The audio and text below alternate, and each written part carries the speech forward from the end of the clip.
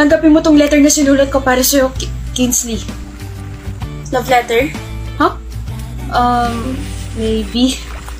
Saan ka pupunta? Alis na. Babasahin ko to habang nasa harap kita. Oh, nakakahiya. Kingsley, I've known you since last year and I could still remember how you made my heart throb in pain. Miski dugo ko umaalon kapag nakikita kita. Gusto ko lang malaman mo na I admire you and your personality. Genesis. Genesis, ang corny nun. It's short and cute. First time ko makareceive ng ganito. Seryoso? Oo, but anyway, bakit in pain? Di ba dapat kinikilig ka or something like that? Ano ka? May sakit sa puso? Paano mo nalaman? Wait, what? Hindi naman malala. Pero ayun, mas nananaig yung sakit kapag kinikilig ako. Mamamatay ka na ba? Huh?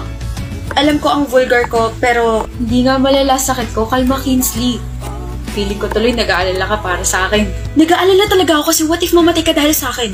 Yung tipong pagkakita mo sa akin, kinilig ka, tapos inatake ka.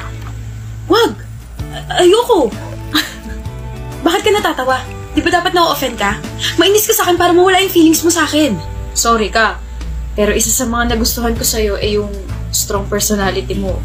Kaya, mahirap yung gusto mo. I'll keep liking you no matter what. Hoy, Bakit?